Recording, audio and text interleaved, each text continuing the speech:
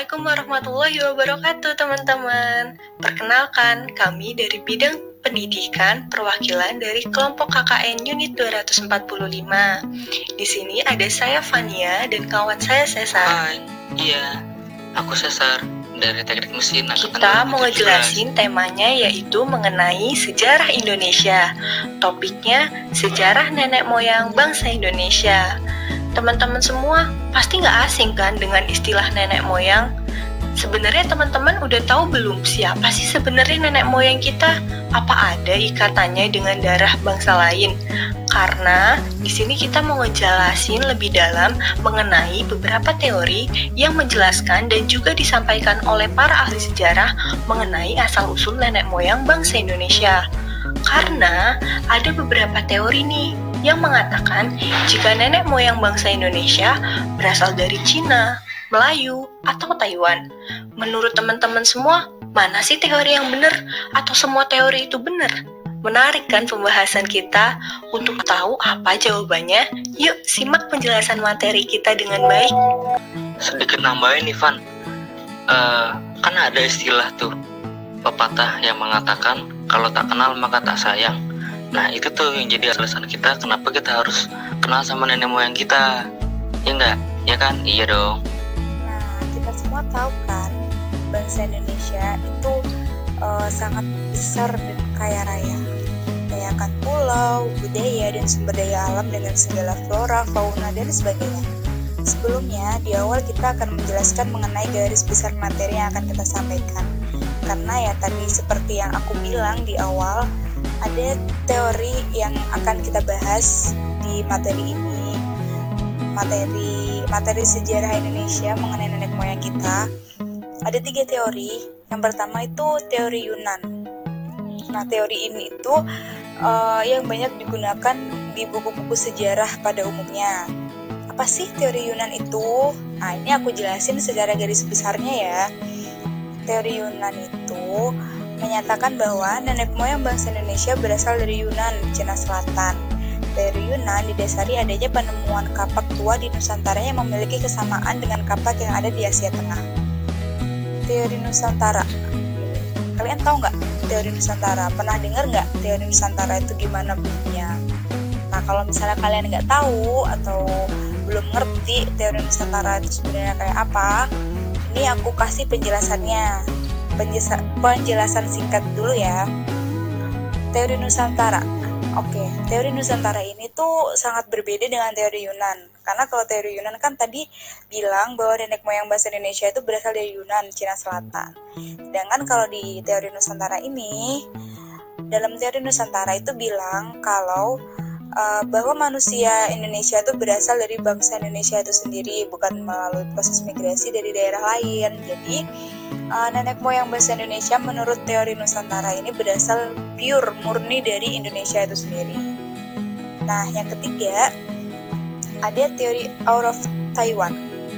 Pasti kalian lebih nggak tahu lagi kan, atau mungkin lebih asing teori out of Taiwan. Apa sih teori out of Taiwan itu? Ini aku mau jelasin ya, penjelasan singkat dulu. Teori out of Taiwan ini menyatakan bahwa asal-usul bangsa Indonesia ini berawal dari kepulauan Formosa atau Taiwan. Kalian belum ngerti kan? Nah, ini kalian pasti mikir-mikir nih, aduh apa sih gitu. Ini kan baru gue jelasin nih di garis besarnya aja. Nanti selanjutnya aku akan jelasin secara keseluruhan, secara mendetail apa sih maksudnya, apa sih artinya, atau sejarah Indonesia menurut teori-teorinya itu gimana. Jadi kalian harus dengerin terus, harus stay tune terus. Pokoknya dengerin ya. Oke, setelah aku jelasin garis besarnya atau poin-poinnya secara singkat, sini aku mau menjelaskan secara lebih spesifik lagi mengenai 3 teori itu. Yang pertama, masih ingat kan apa ayo? Ya, teori Yunan. Pasti kalian nih yang teringat-ingat banget di kepala kalian tuh ya teori Yunan, karena emang di buku sejarah tuh kebanyakan teori Yunan yang dipakai tuh. Aku bakal jelasin tapi ya nggak terlalu banyak dan nggak terlalu sedikit juga. Oke, teori Yunan ini menyatakan bahwa asal-usul nenek moyang bangsa Indonesia berasal dari Yunan, sebuah wilayah di Tiongkok Selatan. Dr. Andes Muhammad Ali meyakini akan hal ini gitu. Jadi Dr. Andes Muhammad Ali ini yakin bahwa nenek moyang bangsa Indonesia ini berasal dari wilayah Tiongkok Selatan. Terus orang-orang Cina kuno dipercaya masuk ke Nusantara melalui hulu-hulu sungai besar di daratan Asia. Mereka juga diyakini datang secara bergelombang. Gelombang pertama dikenal dengan sebutan bangsa Proto-Melayu atau Proto-Muda yang datang mulai dari 3000 hingga 1500 tahun sebelum Masehi. Ciri-ciri dari gelombang ini itu adalah yang pertama kebudayaan Neolitikum dan menggunakan perahu berjadik satu. Sedangkan gelombang kedua disebut sebagai bangsa Deutero Melayu atau Melayu Muda sekitar 1500 hingga 500 tahun sebelum Masehi. Peninggalan dari bangsa Proto Melayu itu yang terkenal ada yang namanya ini nih. Ada yang tahu nggak nih namanya kapak apa? Iya, itu namanya kapak persegi. Di mana kapak itu digunakan oleh Proto Melayu untuk kepentingan mereka untuk berburu atau mengolah makanannya.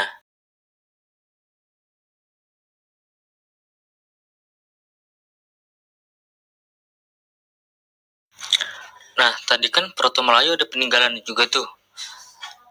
Yang Deutero Melayu juga ada peninggalannya, yaitu ini. Ini tuh terbuat dari perunggu. Dimana bangsa ini tentu lebih modern dari Proto Melayu. Apa coba ini namanya? Ya, ini namanya nakara. Nah, fungsi nakara ini yaitu sebagai salah satu alat dalam upacara untuk mendatangkan hujan atau memanggil roh nenek moyang. Selain itu, nakara ini berfungsi juga dipakai sebagai genderang perang. Nah, selanjutnya ada beberapa bukti-bukti nih yang kuat mengenai teori Yunan, biar kalian lebih percaya lagi. Ya, bukan percaya sih, lebih mengerti lagi. Sebenarnya nenek moyang bangsa Indonesia itu berasal dari mana. Terus ini bukti-buktinya yang kuat mengenai teori Yunan. Yang pertama, ditemukannya kapak tua di wilayah Nusantara yang memiliki kemiripan dengan kapak tua yang ada di kawasan Asia Tengah. Dengan demikian, dapat disimpulkan bahwa telah terjadi migrasi penduduk dari Asia Tengah ke Kepulauan Nusantara. Yang kedua, ada bahasa Melayu yang berkembang di Nusantara, serumpun dengan bahasa yang ada di Kamboja. Hal ini menunjukkan bahwa penduduk di Kamboja mungkin berasal dari daratan Yunan dengan menyusuri sungai Mekong. Arus perpindahan ini kemudian dilanjutkan ketika sebagian dari mereka melanjutkan perpindahan dari wilayah Nusantara. Kemiripan bahasa Melayu dengan bahasa Kamboja ini menandakan pertalian dengan daratan Yunan, kayak gitu.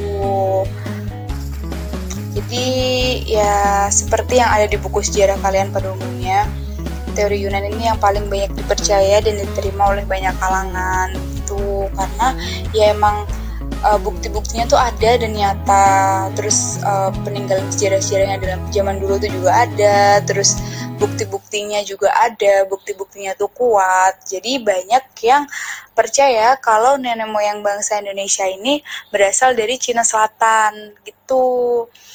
Terus juga pokoknya yang sejarah-sejarah di museum itu juga menyangkut bukti juga kalau nenek moyang bangsa Indonesia ini berasal dari Cina Selatan gitu. Jadi kalian udah lebih mengerti kan, lebih paham mengenai teori Yunan itu kayak gimana, terus bukti-buktinya apa, peninggalan sejarahnya apa. Nanti kalian bisa kulik-kulik lagi.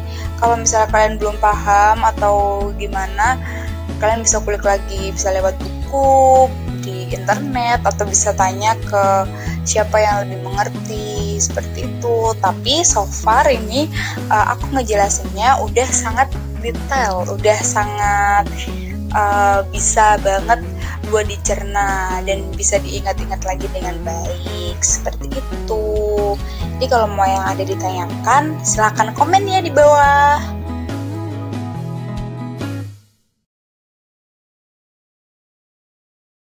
Tadi kan aku udah menjelaskan tentang teori Yunan. kalian pasti sudah sedikit paham, sudah sedikit mengerti apa teori Yunan. Terus ini selanjutnya setelah teori Yunan aku bakal ngejelasin tentang teori Nusantara. Teori Nusantara tadi kalian masih ingat kan? Teori Nusantara itu ya aku kasih tahu ya sedikit awalnya, itu teori yang menyatakan bahwa asal mula manusia yang menghuni wilayah Nusantara ini berasal dari Indonesia asli atau pure murni dari Indonesia. Nenek moyang kita berasal dari Indonesia asli gitu. Teori ini menyebutkan seperti itu. Untuk lebih jelasnya lagi, aku bakal kasih kalian penjelasan gitu biar kalian lebih paham, lebih ngerti tentang teori Nusantara ini. Oke, teori Nusantara ini menyatakan bahwa asal mula manusia yang menghuni wilayah Nusantara itu bukan berasal dari luar, bukan berasal dari Tiongkok, bukan berasal dari Taiwan, bukan berasal dari Cina atau dan lain sebagainya, itu bukan, melainkan mereka atau nenek moyang kita, nenek moyang bangsa Indonesia ini berasal dari Indonesia, pure murni dari Indonesia. Mereka nenek moyang kita sudah hidup dan berkembang di wilayah Nusantara itu sendiri. Teori Nusantara ini didukung oleh sarjana-sarjana seperti J. Crawford, Kahim Lee, Sultan Takdir Alis Jahbana, dan Groys Keraf. Akan tetapi, tampaknya teori ini kurang populer dan kurang banyak diterima oleh masyarakat. Nah, itu tadi kan seperti yang aku bilang, kalau teori Yunan tuh lebih populer dan lebih diterima, bahkan lebih banyak masuk di buku-buku sejarah kalian gitu. Untuk teori Nusantara ini banyak yang nggak setuju, banyak yang kurang menerima. Nah, teori Nusantara ini didasarkan pada alasan-alasan nih, ada 3 alasan. Yang pertama, itu ada bahasa Melayu dan bahasa Jawa mempunyai tingkat peradaban yang tinggi. Taraf ini hanya dapat dicapai setelah berkembangnya budaya yang lama. Hal ini menunjukkan bahwa orang Melayu tidak berasal dari mana-mana, tetapi berasal dan berkembang di Nusantara. Itu yang pertama. Yang kedua, ada manusia kuno Homo soloensis dan Homo wajakensis yang terdapat di Pulau Jawa. Penemuan manusia kuno di Pulau Jawa menunjukkan adanya kemungkinan orang Melayu ini keturunan dari manusia kuno tersebut, yakni berasal dari Jawa. Terus yang ketiga yaitu bahasa yang berkembang di Nusantara, yaitu rumpun bahasa Austronesia, mempunyai perbedaan yang sangat jauh dengan bahasa yang berkembang di Asia Tengah, yaitu bahasa Indo-Eropa. Jadi yaitu kan didasarkan alasan-alasan. Kenapa kok tadi yang mendukung teori ini tuh bisa bilang kalau nenek moyang bangsa Indonesia itu berasal dari Indonesia asli, itu ya tadi dari bahasa Melayu dan bahasa Jawa, terus dari manusia kuno yang Homo soloensis dan wajakensis, terus juga bahasa yang berkembang di Nusantara itu berbeda dengan bahasa yang di Asia Tengah, berbeda dengan bahasa-bahasa yang di Laut Cina sih, bahasa dari Cina Selatan, bahasa Taiwan itu berbeda gitu. Jadi mereka lebih condong untuk mempercayai teori Nusantara ketimbang teori Yunan. Cuman ya itu tadi, teori Nusantara ini kurang banyak disetujui ya, kurang banyak yang menerima teori ini gitu, karena penemuannya juga masih belum banyak, terus juga bukti-buktinya tuh masih belum kuat, lebih kuat ke teori Yunani tadi itu juga. Pokoknya kalau misalnya kita dari sudut pandang kita sendiri juga nggak mungkin masa dari Indonesia asli sih, sedangkan zaman dulu Indonesia tuh belum terbentuk secara sempurna, masih ada campur tangan negara lain, masih bisa orang lain masih mempengaruhi secara besar bangsa Indonesia itu sendiri gitu. Untuk bahasa-bahasa itu juga bukan pure murni bahasa Jawa atau bahasa Indonesia itu bukan, tetapi juga dari bangsa lain gitu, terutama Cina, terus Tiongkok kayak gitu tuh sangat mempengaruhi. Jadi ya banyaklah orang-orang yang kurang mendukung teori ini gitu. Ya kayak gitu aja teori penjelasan tentang teori Nusantara ini. mungkin kalian nggak banyak tahu ya, cuman kalian juga harus ngerti kalau misalnya sejarah Indonesia, sejarah mengenai nenek moyang bangsa Indonesia itu ada nih teori Nusantara gitu. Jadi kalau misalnya kalian ditanyain tentang apa aja sih teori yang teori yang mengusung sejarah Indonesia, teori yang melibatkan sejarah Indonesia itu apa aja kayak gitu. Kalian juga harus tahu kalau misalnya guru kalian atau siapa itu membutuhkan argumen. Lah emang gimana? Emang kamu nenek moyang tuh berasal dari mana kok kamu kayak gini? Nah, kalian itu pasti harus punya argumen sendiri terkait teori, terkait sejarah Indonesia gitu, terkait ya banyak hal nenek moyang kita dan lain sebagainya. Tuh kalian juga harus ngerti, nggak cuma ada satu teori tetapi ada 3 teori. Walaupun kalian mempercayai satu teori yaitu teori Yunan, tapi nggak ada salahnya kalau kalian juga harus tahu, juga harus mengerti tentang teori Nusantara, teori Out of Taiwan juga kayak gitu.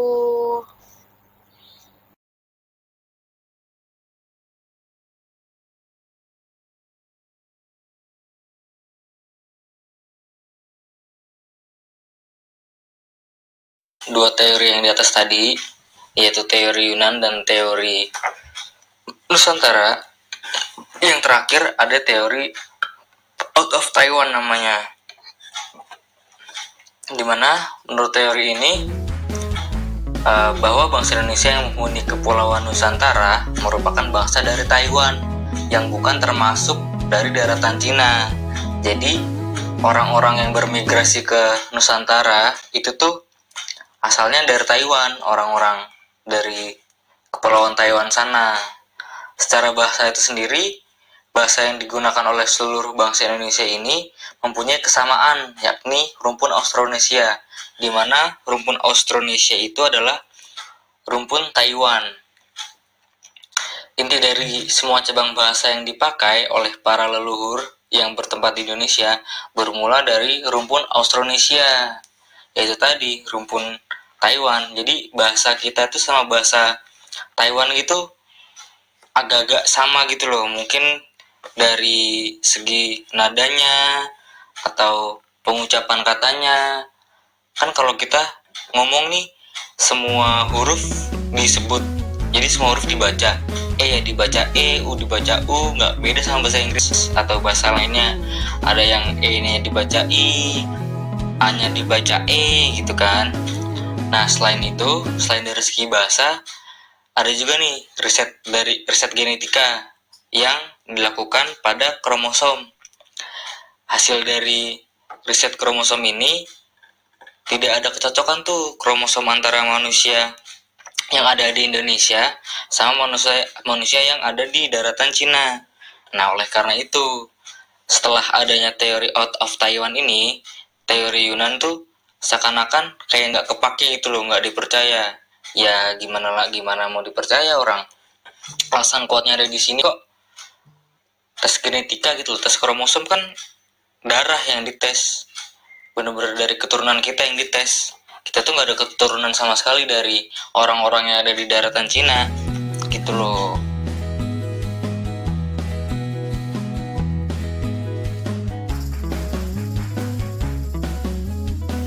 Untuk teori Out of Taiwan ini juga seperti teori Nusantara, tidak banyak orang yang menerima tentang teori ini, dan kita cukup tahu aja, cukup mengerti aja tentang teori Out of Taiwan. Dan tadi yang aku bilang, kita harus ngerti semua teori-teori yang mendasari tentang sejarah Indonesia, sejarah nenek moyang bangsa Indonesia kayak gitu. Kita harus ngerti dari teori Yunan, teori Nusantara, dan teori Out of Taiwan ini. Gitu. Ini aku menjelaskan secara singkat.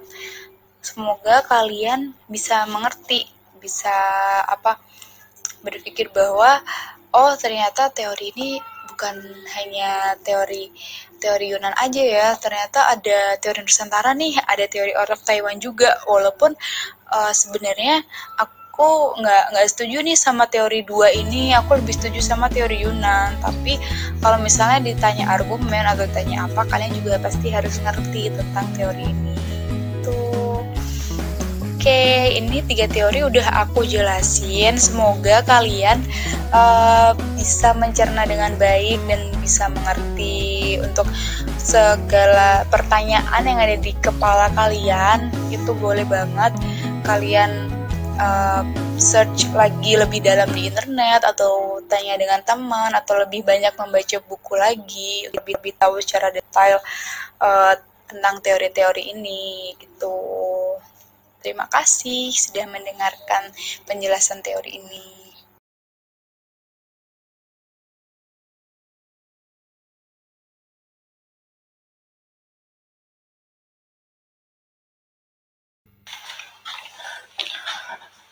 Iya, gimana kawan? Tadi setelah kalian dengerin tuh, dan kalian lihat juga penjelasan yang udah dijelasin tentang 3 teori tadi, coba teori apa aja? Ya, ada teori Yunan, teori Nusantara, dan teori out of Taiwan. Coba. Dari teori Yunan itu ada siapa tuh yang orang terkenalnya yang meyakini teori itu? Coba ada siapa namanya? Ya, ada Bapak Dr. Andes Muhammad Ali yang meyakini akan teori ini, di mana orang-orang Cina kuno dipercaya masuk ke Nusantara melalui hulu-hulu sungai besar di daratan Asia. Setelah teori Yunan, ada teori Nusantara. Ada siapa aja nih tokohnya nih yang terkenal di teori Nusantara ini? Coba sebutin, ada berapa tuh? Ada 1, 2, 3, dan ada 4. Ada 4 tokoh, coba siapa aja?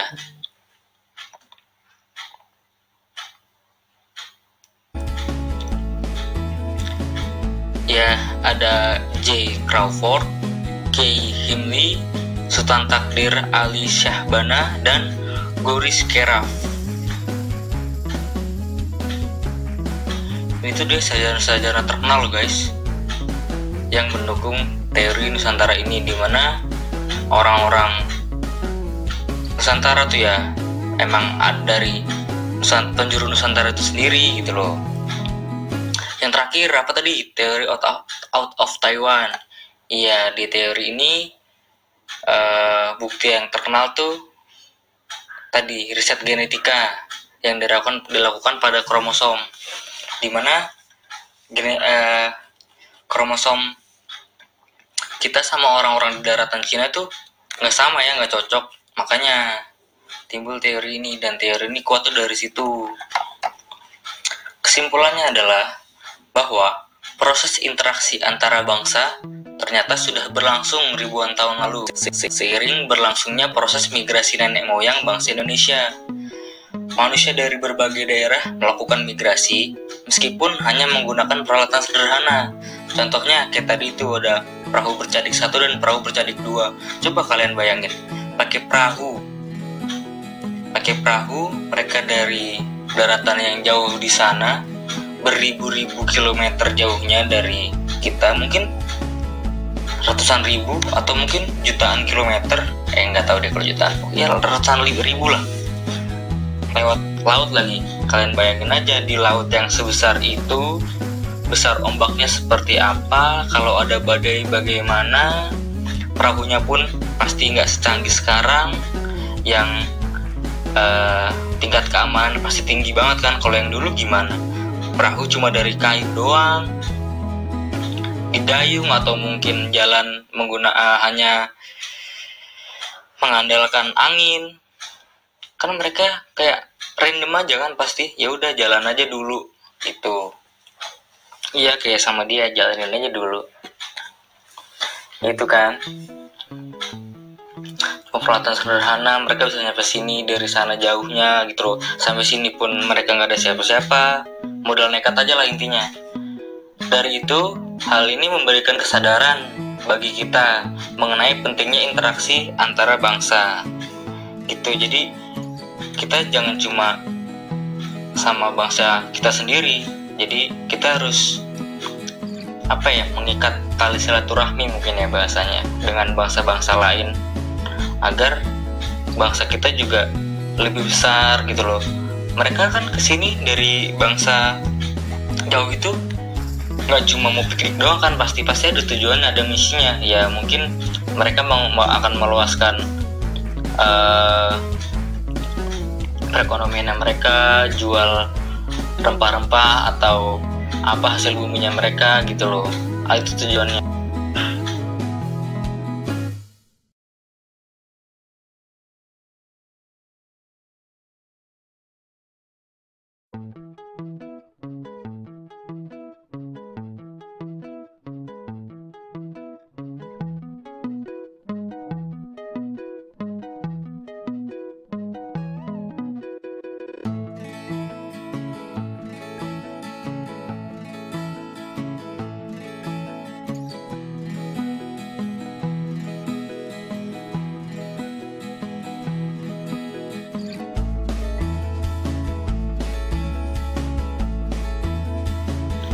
Nah, terakhir nih,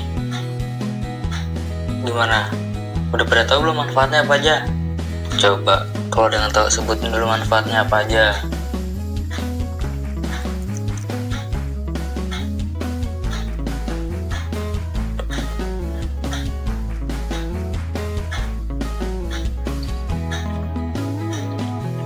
Nah, iya boleh. Jadi, kita mengenal nenek moyang itu sebenarnya banyak manfaatnya, banyak banget manfaatnya. Tapi yang paling penting itu ada 4, yaitu pertama, dengan kita mengetahui nenek moyang, kita bisa mengetahui juga asal-usul kita seperti suku atau daerah sebelumnya. Bahkan, kita juga bisa mengetahui sebenarnya kita berdiri dari keturunan mana aja. Karena asal-usul daerah serta suku itu yang nantinya akan menentukan bentuk dari genetik kita ke depannya, seperti bentuk wajah yang kita punya ini. Terus lanjut yang kedua nih. Yang kedua tuh ada yang terpenting dalam faktor keturunan adalah faktor genetika DNA atau darah.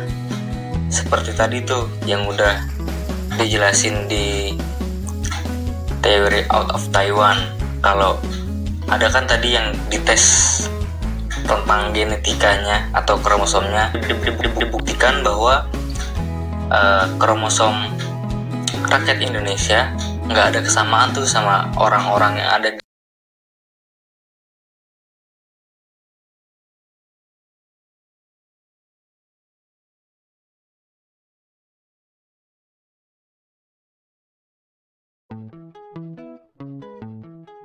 Gak kerasa ya, akhirnya kita sudah masuk di bagian akhir dari presentasi. Terima kasih ya untuk teman-teman yang sudah menyimak dengan baik mengenai materi yang sudah kami sampaikan, yaitu materi mengenai asal-usul nenek moyang bangsa Indonesia. Dan juga diharapkan teman-teman bisa mengambil manfaat dari apa yang sudah kita sampaikan. Mohon maaf jika dalam penyampaiannya kita masih memiliki kekurangan dan juga kesalahan dari penyampaian kami. Karena kesempurnaan hanya milik Allah Subhanahu wa Ta'ala.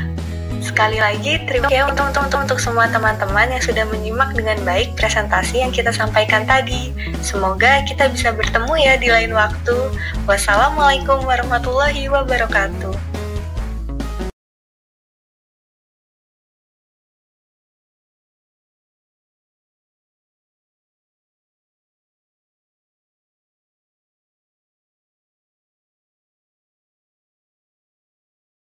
Assalamualaikum warahmatullahi wabarakatuh.